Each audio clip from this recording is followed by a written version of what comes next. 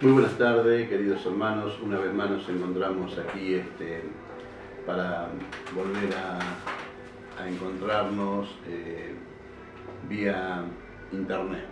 Quiero decirle que los extrañamos mucho, que pedimos a Dios que pronto pueda pasar todo esto para que realmente podamos adorar todos juntos nuevamente, ¿no? Es algo, una sensación linda de poder extrañarlo, y seguramente que es recíproca de ustedes hacia nosotros, nosotros hacia ustedes, y todos juntos poder adorar el nombre de nuestro Dios realmente, ¿no?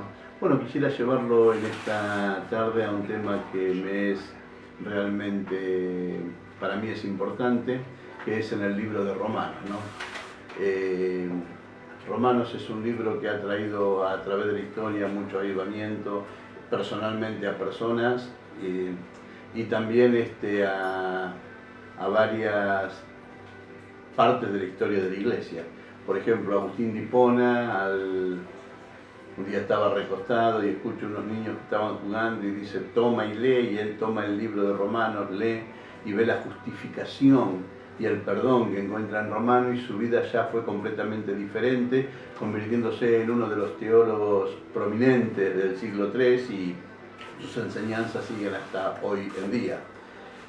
Agustín de Hipona. Martín Lutero, un hombre que enseñando a sus estudiantes la justificación, encuentra que solamente por la fe en Cristo el hombre es justificado, y se hizo la reforma de la iglesia en ese tiempo, ¿no? Sacando las obras que imponía la iglesia romana de esa época. Después vemos a Juan Wesley, que un hombre que se encontraba en sí, aunque estaba dentro del cristianismo, su vida no había sido convertida. Un día él escribe de sus manos y dice de que asiste a una pequeña capilla de no muy buena gana, sino que fue porque lo habían invitado y como diciendo, bueno, voy a ver qué pasa. Y su vida fue transformada cuando la persona que estaba haciendo la lectura leía justamente el comentario de Romanos hecho por Martín Lutero, y su vida no fue la misma. Dice que no soportó, cayó de rodillas y entregó su vida y su corazón al Señor, ¿no? Entonces Romanos vemos que es una carta nombrada por muchos teólogos y aún por muchas personas como la carta magna de todo el Nuevo Testamento. O sea que al entender bien Romanos, al entenderlo bien, al comprenderlo bien, uno puede entender las otras cartas mucho más fácil. También vemos que Martín Lutero decía que una persona debe leer Romanos por lo menos 2 veces a la semana. Wesley decía que una vez al día las personas tienen que leer la carta de Romanos, y cada vez que la lee siempre transmite algo bueno. Entonces queremos que a través de este libro de Romanos podamos nosotros también ser tocados, ser transformados aún más para la gloria de nuestro Dios, ¿no? Bueno, empecemos con el tema que nos compete, que es Romanos, y vamos a leer solamente donde se presenta el autor y para qué se presenta y por qué se presenta. Justamente vivimos en un mundo de malas noticias, un mundo donde el egoísmo, el egocentrismo de las personas hacen de que hasta de un matrimonio que empieza con toda la fidelidad y empieza con un amor que parece que es eterno a la vista humana, cuando llega el momento de que empiezan problemas, roces, o no se soportan, o parece que el amor se termina, esas personas cambian a su cónyuge como quien cambia un par de zapatos. Después vemos el egoísmo, las guerras, la hambruna, las malas noticias que estamos, y todo esto radica en el corazón del hombre. Todo esto se encuentra en el corazón del hombre, pero la raíz justamente de esto es el pecado. La raíz justamente de todos estos males es el pecado. Y podemos ver que justamente la buena noticia es el Evangelio de Jesucristo. Bueno, vamos a ver un poquito acerca de la persona que fue escogida para traer el Evangelio a, como dice la Biblia, que son los gentiles, a nosotros. Por ejemplo, vamos a ir al libro de Romanos, capítulo 1, versículo 1, y vamos a leer algunos versículos ahí y tratar de ir explicándolo de la mejor manera posible. Pablo, siervo de Jesucristo. Y quiero que nos detengamos en esta parte del versículo. Por ejemplo, Pablo entendía muy bien lo que era un esclavo romano. Un esclavo romano, algunos podrían gozar de alguna cierta autoridad dentro de un hogar si trabajaban con alguna familia o en algún lugar distinguido como mayordomos o cocineros, pero después estaban los esclavos que trabajaban en el campo, que trabajaban en las minas, los que estaban bajo las cubiertas de las galeras, en los remos, que eran considerados casi menos que nada, que un animal. Y esos esclavos el amo podía llegar a tener justamente el deseo de matarlo y nadie le iba a decir absolutamente nada porque no valían absolutamente nada.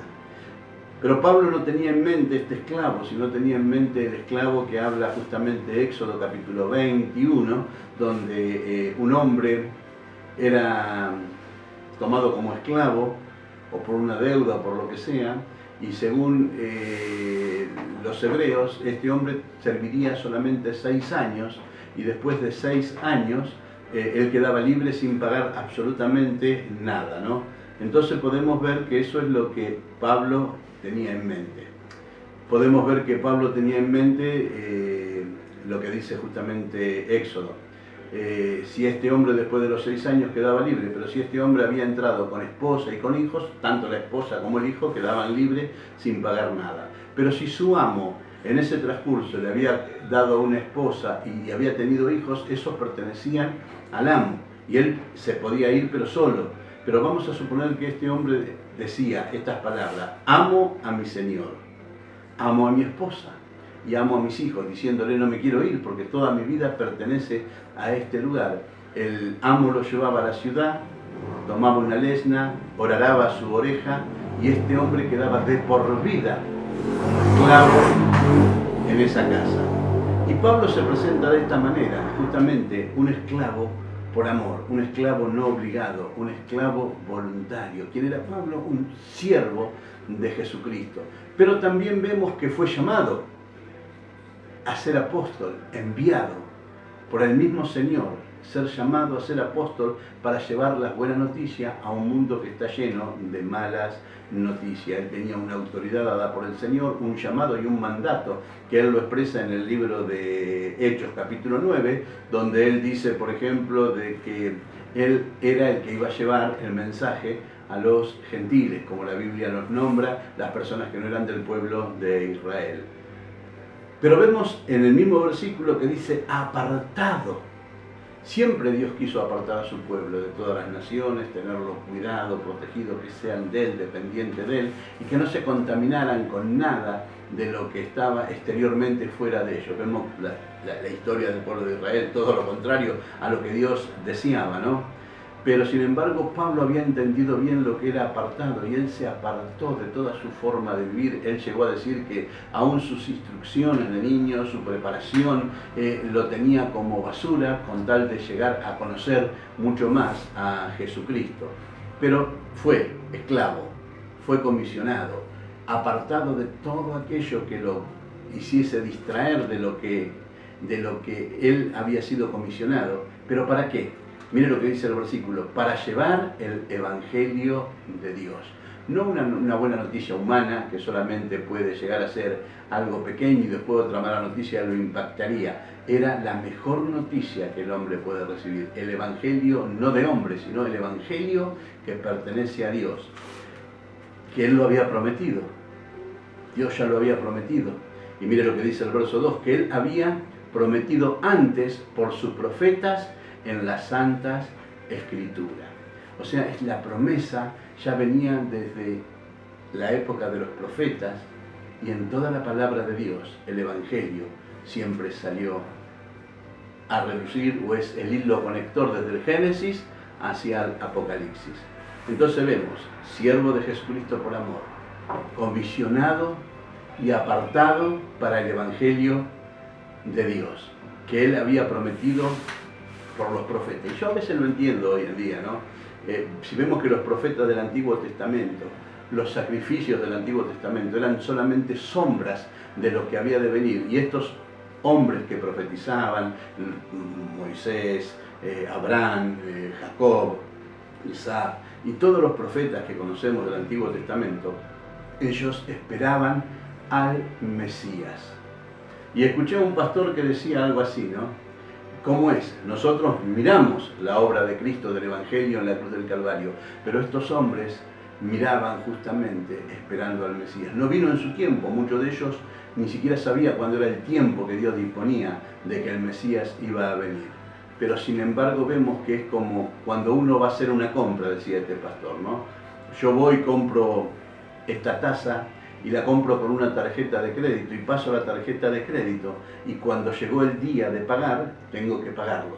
Bueno, lo mismo fue para ellos. El día que el Mesías vino también pagó por esos hombres y por nosotros pagó también, santificándonos por medio del Evangelio. Entonces no entiendo por qué los profetas de hoy en día solamente profetizan muchas veces para cosas terrenales, para cosas que no son eternas, para cosas que no tienen nada que ver con Jesucristo. Prometen muchas riquezas, prometen dinero, prometen una vida mejor, y sin embargo vemos acá un hombre que fue esclavo, comisionado, apartado para el Evangelio de Dios. ¿Y cuál es este Evangelio? El verso 4 dice, el verso 3 dice, acerca de su Hijo. Él es el Evangelio. No podría haber salvación sin Cristo. Cristo resucitó y fue la primicia de la resurrección. Y así como Cristo resucitó, un día nosotros resucitaremos. El mundo pasará, la tierra pasará, pero la palabra de Dios permanecerá y el Evangelio de Jesucristo, así como el Espíritu Santo resucitó a Cristo, también nos resucitará a nosotros. ¿Y quién es ese Evangelio? Acerca de su Hijo, nuestro Señor Jesucristo, que era del linaje de David según la carne, y que era del linaje de David según la carne, y que fue declarado Hijo de Dios con poder según el Espíritu de santidad. O sea, según la carne él nació de José, que pertenecía al linaje de David, pero fue declarado Hijo de Dios con poder, o el poderoso Hijo de Dios, según el Espíritu de santidad, por la resurrección de entre los muertos. Y viendo que Cristo resucitó, esa es la esperanza maravillosa que tenemos, que el mundo podrá llegar a pasar, que el mundo ya está en malas noticias, pero la esperanza es lo que Dios prometió, el Evangelio de Jesucristo y el Evangelio de la resurrección. Y por medio de esa resurrección y por medio de que Cristo vive, nosotros, usted, yo, mire lo que dice el verso 5, y por quien recibimos la gracia y el apostolado para la obediencia a la fe en todas las naciones por amor de su nombre, entre las cuales también están vosotros, llamados a ser de Jesucristo. Somos esclavos del Señor, comisionados por el Señor. Tenemos el mensaje de Dios, fuimos salvos por gracia de Dios, seremos resucitados por el mismo Espíritu que resucitó a Jesús, y porque Él vive, nosotros somos hoy en día, en un mundo que está lleno de malas noticias, portador de la mejor noticia que el mundo puede recibir, el eterno Evangelio de Jesucristo. No una buena noticia momentánea, sino la evangelización a todo el mundo, por medio de aquellos que entendemos que nos hemos rendido al Señor por amor, que hemos sido comisionados por el Señor, que nos apartamos de todo aquello que nos entretenga, que nos apartamos de todo aquello que nos entretenga y que fuimos comisionados a llevar esta maravillosa palabra. No te entretengas con cosas que son temporarias. Sumergite en el Señor, sumergite en su palabra, pedile a Dios en oración fuerza y podés saber que sos, así como el apóstol Pablo, portador de buenas noticias. Dios te bendiga, queremos hacer una oración. Bendito Dios y Padre Celestial, oramos por los hermanos que hoy están en su casa, cumpliendo con esta cuarentena. Señor, oramos por este mundo, Señor, por todas las personas, Señor, que están partiendo y a lo mejor no han llegado a escuchar tu palabra, Señor. que podamos nosotros, los portadores de buena noticia, hablar, porque no sabemos a quién tocará este virus. Señor, y este virus ha demostrado lo delgado y pequeño que es nuestra vida humana y lo frágil que somos. Pero la buena noticia es que tenemos el Evangelio de Dios. Dios los bendiga, Dios los guarde.